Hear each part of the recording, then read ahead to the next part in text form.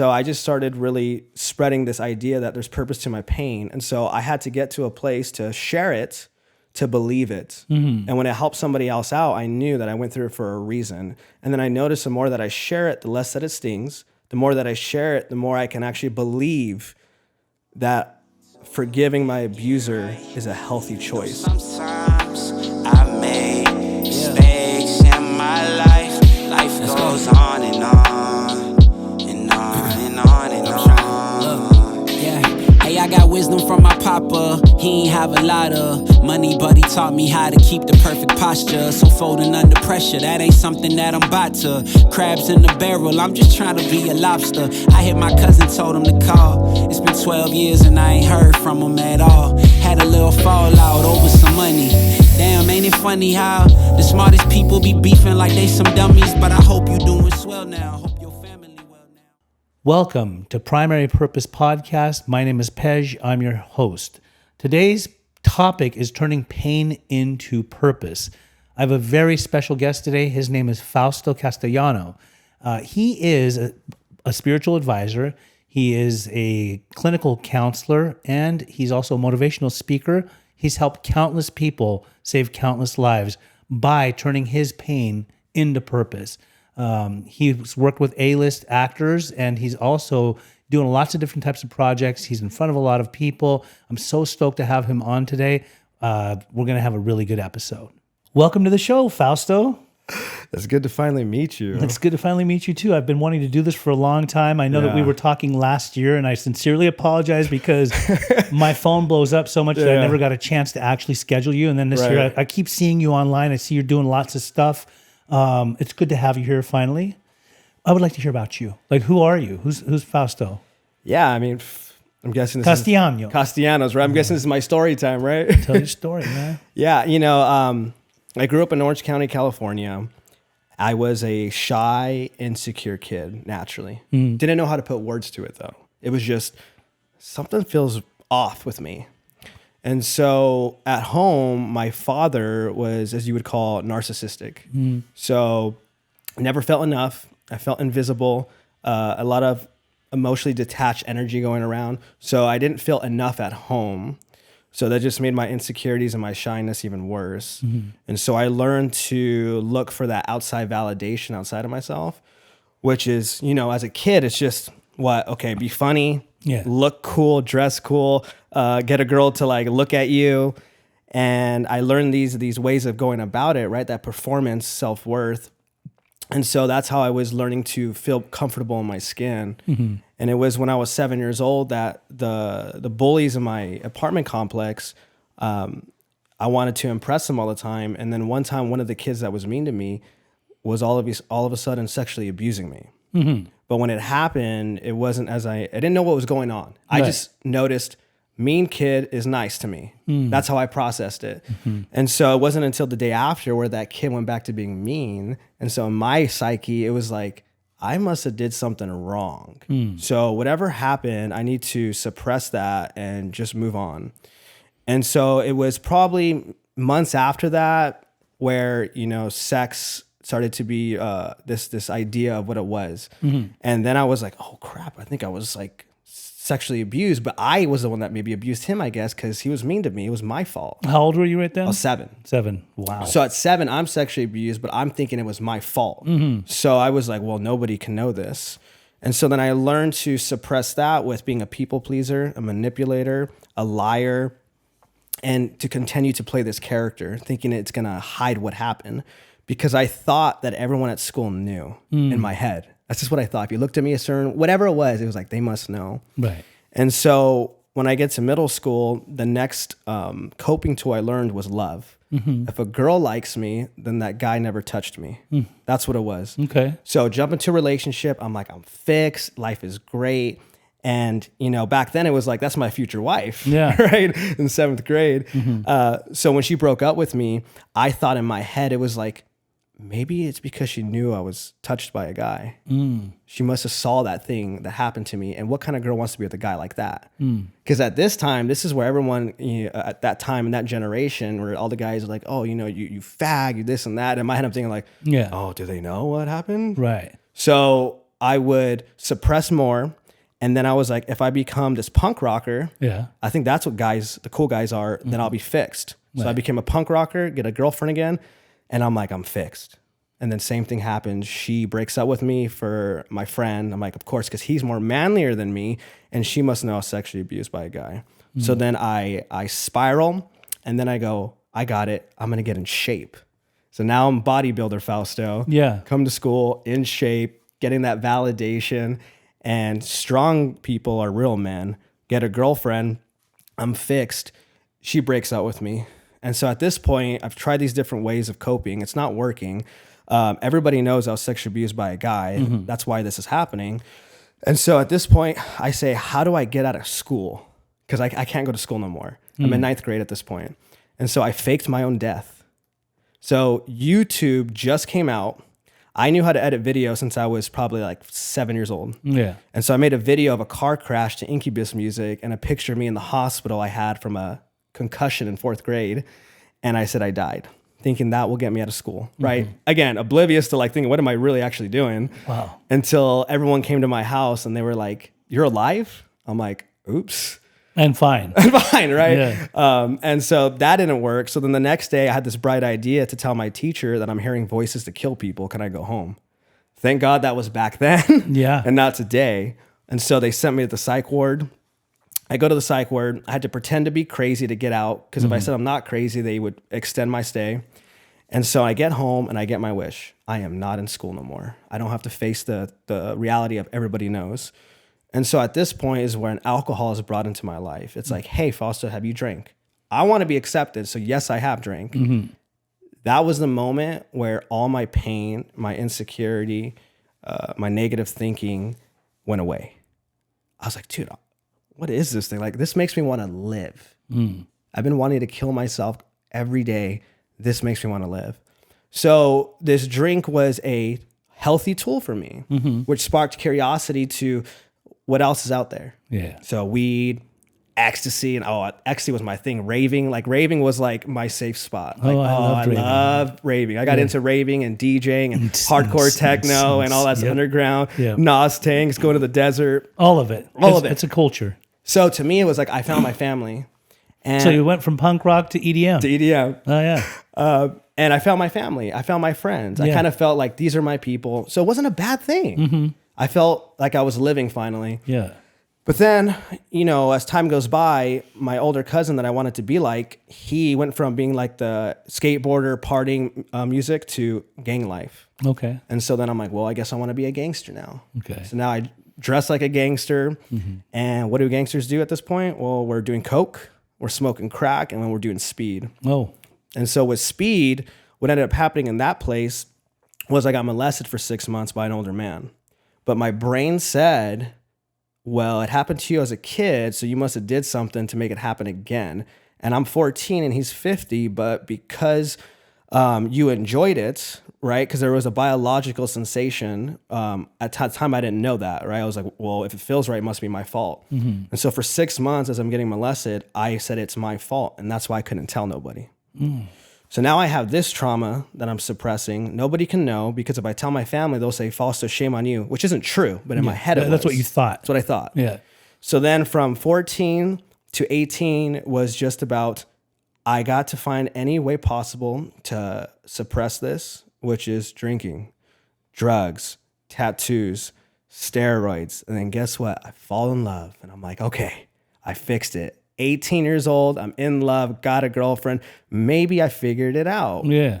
But as you know, that's not true because sooner or later, all of a sudden that relationship ends and I spiral and I try committing suicide and I'm overdosing and I'm just full of so Overdosing much on pain. So my thing was I would take 20 pills of ecstasy a day and just fall out. I would end up in the hospital, wake up, get arrested. And then it was speed, do speed for be up for 10 days, losing my mind, talking to shadow people and all that stuff, psychosis. Yeah. And then I started having 3 to 5 seizures a day, grand mal. Wow. Really bad. And so it was getting really bad. And then what would happen is I'd be like, you know what? I need to calm down. I got it. I'm going to be a bartender, a DJ, get a GQ model look, take some more steroids and more tattoos and I'll be fine. Yeah. And then I would do that. Now I'm like the bartender, the DJ, I look cool. And I get a girlfriend. I'm fixed. Again. I finally arrived. And then sure enough, right, 3 years into that, boom, falls apart. And so at this point, I'm 25 and I'm thinking like, nothing's working. All these women know I was molested by a guy. This is just my truth. And then I was like, fuck God, fuck this world. Why was I born? Why was I made? Yeah. Like my life sucks. And then my mom gets stage 4 cancer. My dad's not in the picture. He wasn't for a long time. And the only woman that was probably good to me, which I manipulated and used my whole life, gets stage 4 cancer. And so then she loses her job. And now it's on me. I'm this 25-year-old person hooked on drugs and alcohol, traumatized. And then that happened. So it was like, I felt like my life was just about pain. Right. Like it sucked. Yeah. But the crazy thing is nobody knew what was going on. I was that good at hiding it. Right. Well, I didn't know I had permission to actually speak about it too at that point. So I'm at this breaking point when I'm 25 years old and I'm hitting my rock bottom. I try hanging myself, taking pills, 3 to 5 grand mal seizures a day, shooting up NyQuil mixed with crack, meth, cocaine, and pain pills at this point. Just Shooting this stuff up? Shooting it up. Wow. And the darkness of it, right, is like it just, I couldn't stop no matter what. And then I'm getting fired from jobs. I'm not showing up to my mom's chemo treatments. And now that I have to pay the bills, I got to tell my mom and my sister, I spent all the money on drugs and alcohol and we're screwed. So at this breaking point, for whatever reason, I reached out to a friend and I was like, hey, dude, you're the only person I know that was a bad person and now you're good. Because he was sober? It wasn't that he was sober. He was just somebody who got locked up in prison, and then he found God, married. It's a good person. So to me, that was a miracle. And I just said, hey, dude, like I need help. And so for him, it was, he picked me up, took me to his house, and they read scripture to me. And what I got from the scripture was that God gives his strongest battles to his strongest warriors. And for me, it was the first time I ever had a perception change of, wait, are you saying that I got molested, addicted, codependent, anxiety, insecurities, cheated on, betrayed because I was strong enough to experience that pain to help out others through their pain? And so I felt like I got high and buzzed on life. It was an emotional experience for me because I need to feel it to believe it. Wow. And so I felt this freedom and this just feeling over me like a warm hug. And I felt confident and secure and happy, which is what I wanted my whole life. And so I went, I don't know what this feeling is, but if that's true, what you just told me, I want more of this. And so I used to watch a show called Rescue Me where the firemen went to AA. So I was like, oh, I think there's this thing called AA I'm supposed to go to. So let's just go to AA, I guess. So I go to AA, podium meeting, share what I just told you today for the first time in front of a group of people. And this guy came up to me and he said, me too, right? And I was like, holy crap, this happens to other people? So in that moment, when this person said, me too, I realized that there was purpose to my pain. That what I felt and what I understood about I went through everything for a reason to help out others was true. And so in that moment, when I believed there was purpose to my pain, I went on Instagram and Facebook and I said everything I just told you to the public. And when somebody from Japan and Australia saw it and they said, hey, dude, I've been through that. I've never talked about it. Thank you for giving me permission to talk about it too. I was like, oh, I'm all in. And so I made my whole life about posting every single day my journey, speaking at every meeting I could, going to churches and schools and throwing small events and just sharing it to the point where I have a t-shirt that says I was sexually abused, addicted, and suicidal. Really? So I'd be like at Ralph's just staring at people like, Albertsons, and people were like, holy crap. But people would be like, hey, dude, can we talk? Yeah, because some people had been through stuff. Yeah, and something like that is unheard of. For you to be so brave to actually wear it on a shirt. Yes, it was crazy. They got to approach you. So that right there, I became this character of this vulnerability guy. Like, this is the most vulnerable guy we've met, the hope dealer. This guy is like, will make you feel super uncomfortable, but in a good way. Yeah. And so I just started really spreading this idea that there's purpose to my pain. And so I had to get to a place to share it, to believe it. And when it helped somebody else out, I knew that I went through it for a reason. And then I noticed the more that I share it, the less that it stings, the more that I share it, the more I can actually believe that forgiving my abuser is a healthy choice. So the more people I help, the more I forgave my abuser. I forgave my father. I forgave my exes. I forgave myself. Because when I hold on to that pain, I learned, which is in a human sense, unforgivable, someone doing that to a kid. But when I hold on to that pain, I become that person. Wow. I am that monster if I don't get healed, because that monster was abused as a kid too, but therapy was a taboo back in the day, so he couldn't heal. So Your abuser. yeah, from my abuser. The abuser itself. Okay. Was abused. Yeah. And so applying purpose and meaning to everything that I went through is why I'm still alive today. Yeah. It's why I'm able to be happy and at peace. It's why I can get close to men. It's why I can be in a healthy relationship. It's why I can feel love and give love. It's because I've forgiven everything that happened to me. I've forgiven myself, and I've been able to just really help people, to let them know that there's purpose to everything in life. Okay. Because without purpose, I don't know how you're gonna live. Right. Because that stuff really messes us up. Because it did to me. But this idea of purpose is what helps me heal. It's awesome. Yeah. Awesome. So like when I've watched you online, because this is the first time we've actually officially, I think, met in person. Yes. But when I've watched you online, I know you do a lot of motivational speaking, and obviously you just spoke about a lot of it. But I'm just curious, like we talk about this turning pain into purpose into finding purpose from the pain. Yeah. When you speak in these, let's say a church, a school, wherever you're at, whatever, speech that you're giving or talking about, whether you're talking about your story and then incorporating it into a teaching, whatever you do. Well, how does that make you feel when you like walk out of the room, or whenever you like when you're driving home from a place like that? You know what's funny, right? I think the best part about doing these events is the people who talk to me after I speak. Whether it's a quick 1-minute conversation, hey, can I get your number? Can we get coffee soon? Those are the most beautiful things in the world. There's nothing like it, just to see somebody feel like they've been seen for the first time. Okay. So another question I have, so how can someone identify the purpose hidden in their pain? How do they identify it? You got to tell yourself, you have to create a narrative to why it happened. That's up to them. But the only way you're going to believe that is if you share your story and you see that it helps somebody else. That helps you believe the narrative that you tell yourself. Like the process of identification. Yeah. So, because think about it. Let's say me, I've hurt a lot of people in my life because of my addiction. I'm only going to believe that there was purpose to it is if I share my story about how I hurt people and then somebody says, thank you for sharing that. I did that too. You let me know I'm not alone. That allows me to go, okay, maybe there is meaning to it. But if I don't share it, the logical way of looking at it is you're a piece of shit. Yeah. So let me ask you something else. Well, like what's one practical habit or mindset shift to start reframing pain into purpose? One practical thing to do. I would say write out your story on a piece of paper and then write out why you think it happened. Wow. Yeah. And what does turning pain into purpose mean to you personally? Freedom.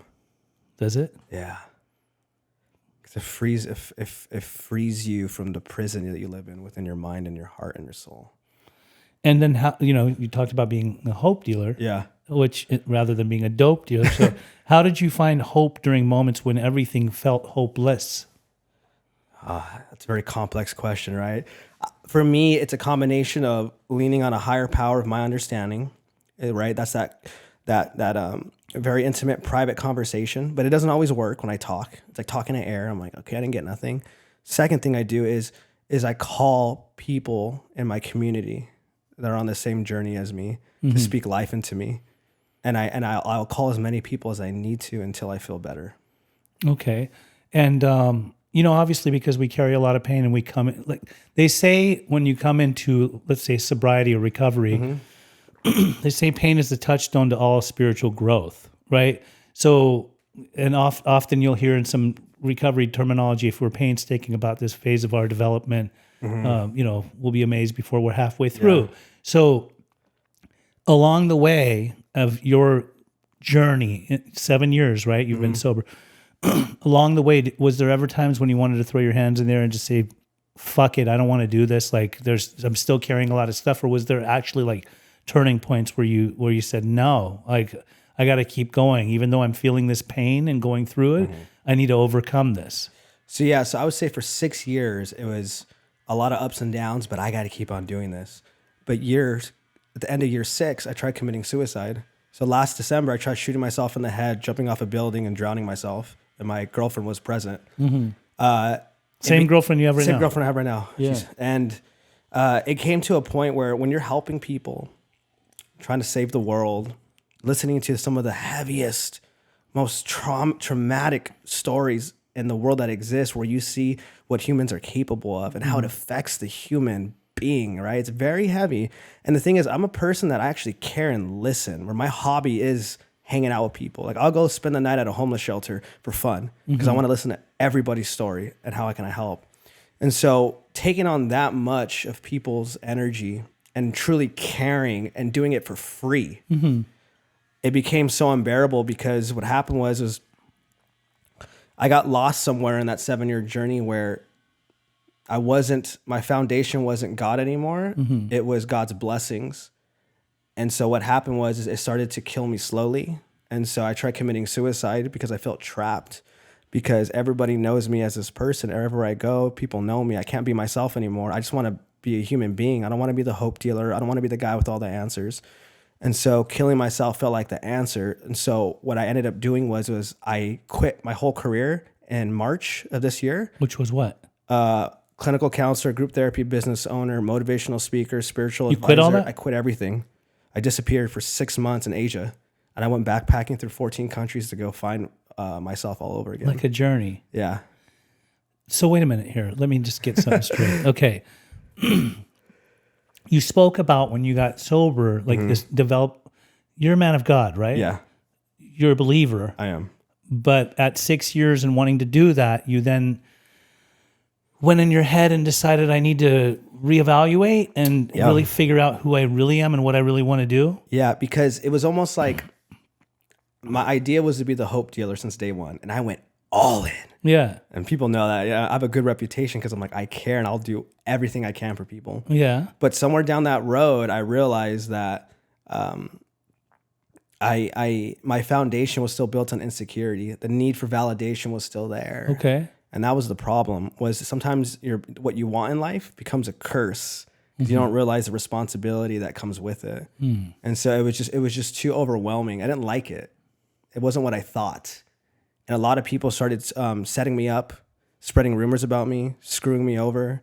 And I started to get jaded by people. In the recovery community? In the recovery community. Like really, really bad stuff about me. There's some mean people in the recovery. Yeah. And I was like, I've had my name run through the mud too. So you know how it is. And then when you care about these people for years of like helping them business wise, their social media events, and then you find out they've been saying this about you the whole time, and like really bad. And I'm like, what? And so I think it was just like F people, F everything, dude. Like, and that's why I had to get out. I had to just leave to reset and ask God, what was the point of all this stuff, man? I didn't think it was gonna look like this. Yeah. And then God had to be like, hello, because you made it about you again. Wow. You know? Wow, this is great, man. Okay, so I wanted to, there's a few listeners that had sent some questions and answers. Well, we want to give some answers. Let's see here. I wanted to read these to you real quick. So from Mandy on TikTok, she said, when do you draw the line with an addicted partner without feeling guilty? Do you give up and walk away, stay and sacrifice your own mental health due to emotional abuse, and etc.? That's a heavy one. So when do you draw the line with an addicted partner without feeling guilty? So I would first say, one, there is no specific answer to this, because there's your story, what you're sharing, there's his story, and then there's the truth. And so it really is a team effort. But what I will share is you can't change them. You can't save them no matter what. So remove that idea. If you want to be with them, you need to accept them for as they are and not try to change them as they are. So you need to work on yourself, getting therapy, Al-Anon, support, so you know how to navigate it. Because the reality is that person that you love may never get it right. And so you got to accept that, work on you, and then you will know if it's time to walk away or not. But if you enable them and you say, well, no, I'm helping them, you're probably not. If you're enabling them, you're killing your partner slowly. So that's the truth. Very much so. And it beautifully said, because as a person with a clinical background, and I've myself done this a long time, on TikTok especially, I get a lot of these types of messages, both in Messenger on there or whatever they call it, but also like this. There's a lot of people out there that are, for example, in relationships with somebody that's a full-blown meth addict. Yeah. Whether it's a male, female, doesn't matter. But they'll often say, like, what do I do? And I'll kind of just ask them a few questions, and they're always trying to fix. They're always trying to fix, and there's a lot of codependency that comes with that. But often, if I see like that person ain't about to change, but check this out, you need to take care of you and like protect you. Like figure it out. If I were you, I'll never tell them you need to do. Right. But if I were you, I would hit the road. Like I'd leave. Like why would you stay in that clusterfuck of a shitstorm? Right? Like go. Like I would go. But to each their own. There's another question from Nicole on TikTok. Recovery with Nicole. She says, do you ever get burnt out or overwhelmed helping others all the time? I think you just talked about that. Yeah, I do. And that's why you got to really protect yourself. You got to understand your personality. How much can you handle when it comes to helping people? And what do you need to do to take care of you and find that balance? I think that's the key. So like for me, I'm an extrovert, so I can be around people a lot. But if you're an introvert, don't try to do what I do. So what you got to do is take care of yourself first, then figure out how much can you give to others without it taking from you. And then you got to keep your boundaries, because if you're known to help people, then people are going to treat you as that person. So once you start setting boundaries, they're going to take it personal. They're going to say you're mean now, you're selfish now. And then because you feel guilty because you don't know how to set boundaries, you're going to feel shame. And then you're going to start breaking those boundaries and going back to your old ways. And then you're just going to burn out. Okay. The last one is from on TikTok, Uncle FT0. That's right. I think that's what it is. Either that or Uncle Foot Zero. Without bearing the discomfort of emotional pain sober, how can someone new in recovery carry a message of hope to the sick and still suffering? How can someone... Without bearing the discomfort of emotional pain sober, how can someone new in recovery carry a message of hope to the sick and still suffering? So is he trying to say, how do I share my story without it emotionally affecting me? Yeah. I don't even know if that's possible. When you share your story, do you show emotion?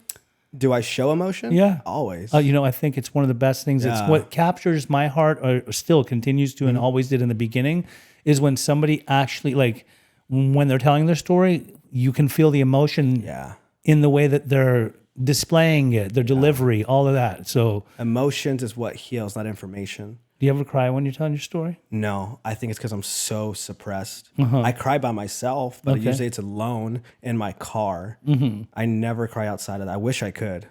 I think, a lot of people say men don't cry, but truly, like, tears are like healing. Oh, they cleanse the soul. Yeah. If anything, I don't trust a man who doesn't cry. When you say that, I go, like, you never cry? I never cry. I'm like, I don't trust you. You got some suppressed stuff going on. Because maybe deep down inside, he's crying harder than anybody. Yeah. Or you never know. Yeah. Okay, do you believe pain is necessary for personal growth, or can we find purpose without it? Oh, man. I think it's possible. I just think pain is the best teacher. I think as humans, we're so stubborn that it's hard to really learn something without pain. But they do say, right, wisdom is learning from other people's mistakes, a wise person. Yeah. So it is possible. And if you can, amazing. But I do think pain is the best teacher, because there's an emotional lesson from it. And emotion sticks a lot better than just logic. I love that. How does spirituality play a role in turning pain into something meaningful? I believe that spirituality is one of the ways that truly look at everything happens for a reason mindset.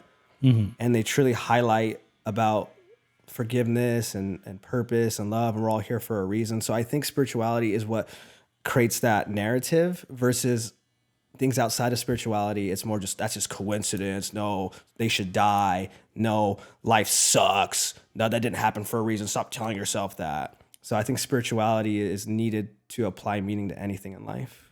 Awesome. Excellent. What role does forgiveness of ourselves or others play in finding purpose in our pain? Well, for one, if you want purpose to be applied to your life, you need to forgive everyone. And you're not forgiven at all unless you forgive others, which is heavy, right? Like that's a heavy statement. Especially with what you said as far as like what happened to you with those people. Yeah. That a lot of people will never forgive. No. And that's why they'll take that shit to the grave. Yeah, that's why they're unhappy their whole life. Yeah, exactly. And you know, because I always say this, there's people who are like, I'm not going to forgive. Yeah. And you see the anger come out. It's like, that's exactly the problem with you. You still have anger within you. Yeah. You look how you're acting. No, I let it go already. No, you didn't. Because look how you're emotionally reacting to it. So I always say forgiveness is a must. Forgiveness doesn't make it right what they did. It doesn't justify it. It doesn't get them off the hook. Forgiveness is for you.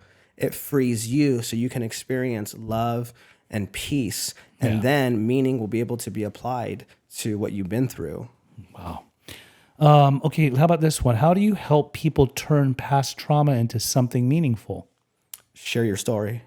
So if I have people in person with me, I'll say, hey, I get coffee with them first, talk with them, get to know their story. And then I say, hey, do you want to share your story? And, you know, some people are like, yeah. Some people are like, oh, I don't know. I go, come with me to this event. I'm going to have you open up for me. And I have them share their story. And, you know, they're nervous. You can tell, but they say it, which is so cool. And then when somebody goes up to them, dude, thank you so much. I was crying when you said that it happened to me. Then I see that person go, oh, wow. there is purpose to it, right? I go, I told you. And now they're on fire to share their story wherever they go. What's one practical habit or mindset shift to start reframing pain into purpose? I would say one habit. Well, mindset, I would say is just, you know, you have to start telling yourself that everything happens for a reason, right? So start to choose to believe that narrative. Yeah. And then surround yourself with people and things that believe that too. So be wise with what you read, what you listen to, what you watch, and who you surround yourself with. Because you want people that have that same mindset, which is a habit that they choose to believe, and it's going to help you believe it more. Okay. The last one I wanted to ask you this question is, why is vulnerability often the key to transforming pain into purpose? Because what you don't share, you wear. And if you hide it, then you can't have purpose in something that you hide. Oof, that's you good. Can't, you know what I mean? It's just a secret at that point. There's no purpose to secrets. Secrets make you sicker. Facts. And so vulnerability is what gives your pain a voice, which gives your pain a chance to develop purpose. And vulnerability is what connects us all. It's where fulfillment is found. I don't go, hey, Pej, guess what? I work with celebrities. You're like, me too. That's kind of an empty connection. Yeah. But if I share something about my past, I had a problem with drinking and drugs, like this and that, I didn't feel good enough, insecurity, like, hey man, me too. That's vulnerability that just created a deep connection. Now we're closer than ever. You know what I mean? There's purpose to our relationship now. I love it. Okay. Well, thank you so much for being our guest, Fausto, for being here. And where can people find you online? Yeah, so I have a YouTube channel where I give out free therapy, and that is Not Your Average Counselor for YouTube. And that's what it is. And that's being launched right now? So I already launched my first video. Okay. And so an episode will come out every week starting January 6th. And it's gonna be amazing stuff. Like I said, I've been through it all. I got through it the healthy way. I went to school for it, and I've worked with over tens of thousands of people because my mentor, we have 1,000 people at our house every week for free. And that's unheard of. So I get to practice a lot of what works and doesn't. So it's very safe wisdom to listen to. And then that's the same for Facebook and TikTok. And then my Instagram is Hope Dealer Fausto. And you can reach me there on a DM. Okay, and one more thing that is a big deal. You were just on Soft White Underbelly's podcast. Yeah.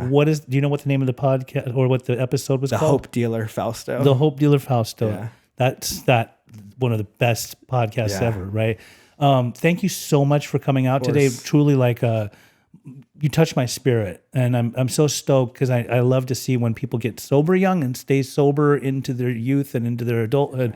And you're just such a good, solid dude. I've been admiring you. I've been a fan from afar, but today was like good to have you finally come down and be on the show. Yeah, and thank you so much for having me on. I've heard so many good things about you from so many different people, and I'm just happy that we got to come together today and connect. Peace, brother. Thank you so much. Wow, that was a very powerful episode. I'm so happy I finally got him on here. I have really, really enjoyed seeing him from a distance, and then to hear Fausto actually come here and talk about himself and how vulnerable he was. You can learn a lot from somebody, especially somebody that's so young, that's been through so much, and then they come and transform their lives. I think that we can learn a lot from that individual. And I think it puts a lot of good energy into the universe to let other people know those that are suffering in silence can eventually turn it around and help so many other people. I believe that when we do suffer, whether we're in addiction or something, some kind of life-changing event happens to us, that if we continue to suffer in silence, what are we doing? We're just holding on to something, bogging it down, thinking we're going to take it to the grave with us. But when we actually break through the chains of whatever prison that we're living in, the personal prison that we could suffer in silence from, then we can actually get the help that we need, seek it, go out and, put the energy into the universe. If we work, with people that are also struggling, that are suffering, we help them overcome whatever they're holding on to, whatever they've been holding on to for a long time. I know that he's done it. I know that I do it all the time. It's just a way of life. It's what we need to do. We need to be able to try to carry a message of hope, put good energy into the universe, be out there, really, really having a voice so that other people break through their stuff and actually have a voice too. So if you like this Primary Purpose podcast, you can always find us on YouTube at Primary Purpose Podcast with Pej. And also you can find me on my website, pejinterventions.com. I'm an interventionist. I'm a recovery coach. I help a lot of different people. You can also find Fausto. He already said it on the podcast, where you can find him in all of his various social media platforms. And my number is 310-596-9356. If you'd like to talk to me for a consultation or any type of help, I'm always available. Please, please, please subscribe to the channel. Subscribe, share it with everybody. We want to get this message out to many different people. And you can also like our podcast, and you can also please, please, please put stuff in the comments. We'd love to be able to hear from you and respond to you.